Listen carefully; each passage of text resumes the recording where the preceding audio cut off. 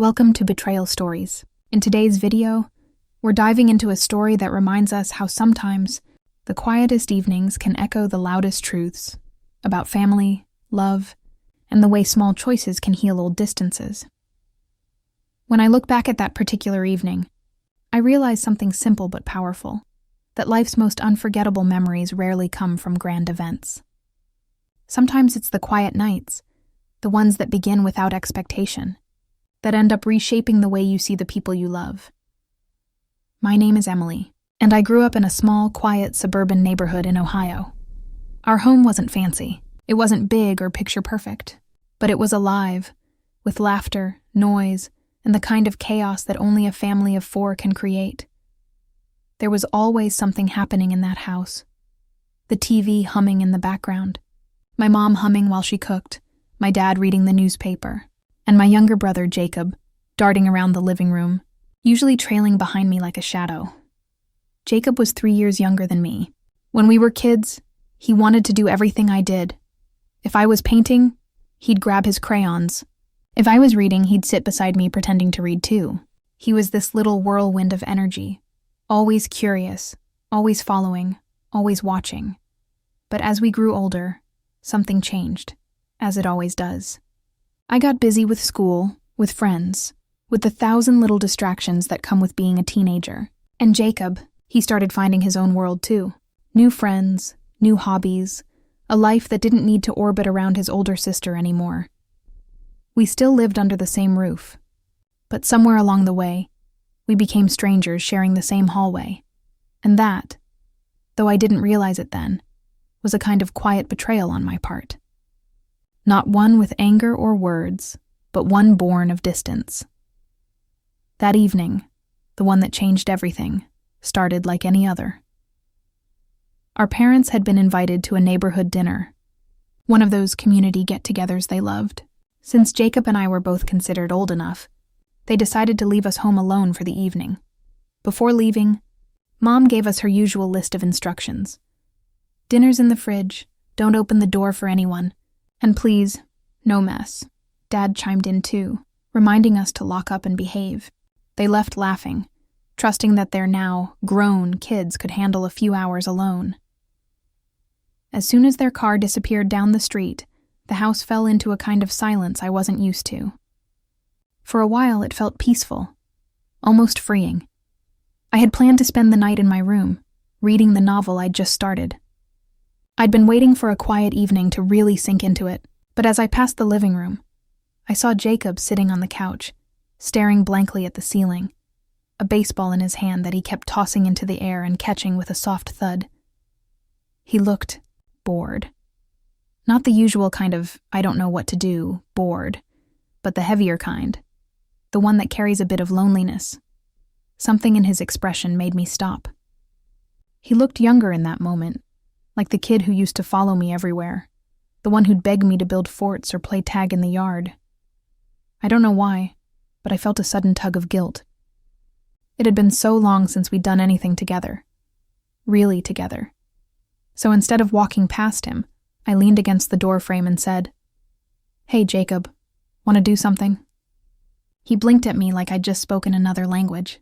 "Like what?" he asked. I shrugged, pretending to think. "I don't know.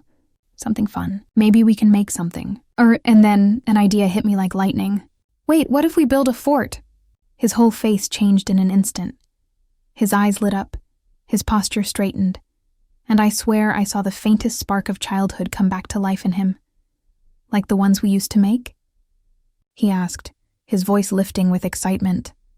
"Exactly," I said. "Only this time, we're older, so we can make it even better." And just like that, our quiet, uneventful evening transformed into something magical. Within minutes, we were dragging blankets, pillows, and cushions from every corner of the house. The living room turned into our construction zone. Chairs became towers, sheets stretched across like rooftops. We used clothespins, string, and even Mom's Christmas lights we found in a box downstairs. Jacob was in charge of the engineering. I handled the decor. And as ridiculous as it sounds, we were both completely lost in it, laughing, arguing over designs, crawling under tables, balancing chairs like architects on a mission. By the time we were done, it wasn't just a fort. It was a glowing, cozy little world of its own. The Christmas lights cast a warm golden hue over the blankets, and the shadows danced on the walls like a flickering campfire. We crawled inside with bowls of popcorn and a deck of cards. For the first time in a long time, I didn't see my little brother as just a kid. He was a friend. We started playing cards by flashlight, but that soon turned into storytelling, the kind of storytelling that only siblings can do. We traded stories from our childhood. The time he tried to skateboard down the driveway and ended up face first in a pile of leaves, or when I dyed my hair pink using Kool-Aid because I thought it'd be temporary. Spoiler, it wasn't. Every story brought a new burst of laughter. For the first time in months, the house didn't feel heavy or distant. It felt alive again. Then, thunder rolled outside. The lights flickered. Rain began tapping against the windows. Jacob looked up, his eyes wide, and for a second, I thought he might be scared. But instead he grinned. "It's like a real adventure now," he said, and he was right. The storm made everything feel more intimate, like the world outside had disappeared, and it was just us in our glowing fortress, safe and hidden from the chaos. "Let's tell scary stories," I suggested. He hesitated, pretending to be brave. "You'll get scared first," he teased. "Not a chance," I said, even though we both knew that wasn't true. He began spinning a tale about a haunted treehouse that whispered people's names at night. I played along, using the flashlight to cast eerie shadows against the blankets, making us both jump and laugh.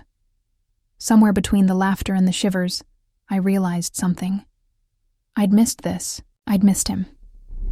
In my rush to grow up, to fit in, to chase my own world, I had let go of one of the most genuine connections I'd ever had. I hadn't meant to. But that's how betrayal often works, doesn't it? Quiet, unintentional, hidden in the spaces between moments. After a while, we got hungry again. The casserole Mom left us sat untouched in the fridge, but Jacob wanted to cook something ours. So we raided the kitchen, pancake mix, chocolate chips, syrup, whatever we could find.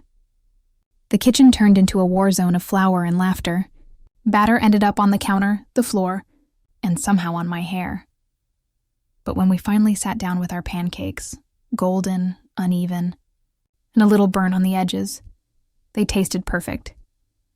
We brought them back to the fort, stacked high on plates and ate with sticky fingers, giggling between bites. Outside, the storm raged harder, but inside, our little world was warm and alive. Then, between bites, Jacob started talking, not in his usual joking way, but in that quiet, honest tone kids use when they forget to hide what they feel. He told me about his soccer games, how sometimes he felt nervous being the youngest on his team, how he wanted to prove himself, but often felt like he couldn't. He said he wished I came to watch him play sometimes. That one hit me harder than I expected, because he was right. I hadn't gone to a single one of his games all season. I told myself I was too busy, but maybe I just didn't realize how much it meant to him. That realization hurt, because it wasn't about soccer. It was about being there, about showing up. I listened, really listened, and for once I didn't try to fix anything or brush it off. I just let him talk. Then I opened up too. I told him about school, how overwhelming it felt, how I sometimes felt out of place even around my own friends, how I was scared about college and the future. To my surprise, Jacob didn't laugh or change the subject. He just nodded thoughtfully, his eyes soft. "It's okay to be scared," he said. "But you're really smart, Emily. You'll be fine." That's when it hit me. My little brother, the one I used to look after, had grown into someone who could look after me too. Hours passed. The storm finally softened. The rain slowed to a whisper against the windows. The living room was still glowing softly with Christmas lights. We curled up under the fort's blankets. Not because we were tired, but because it felt safe there, like the world outside couldn't touch us. We talked until our words began to fade into silence, the kind of silence that doesn't need to be filled. I remember looking at him, seeing not the kid he used to be, but the person he was becoming, kind, thoughtful, brave in quiet ways, and I felt something shift inside me. That night reminded me that love isn't just about saying, I care. It's about showing up, even when it's inconvenient, even when you think it doesn't matter. When our parents came home later, they stood frozen in the doorway, staring at what looked like a glowing blanket kingdom taking over their living room. Mom laughed first. Dad shook his head. You two are unbelievable, he said, but there was pride in his voice. They didn't make us tear it down right away. Maybe they saw something in our faces, the kind of joy that can't be faked.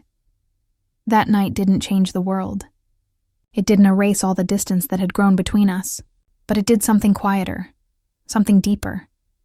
It reminded me that love and connection aren't built in big moments, but in the small, ordinary ones.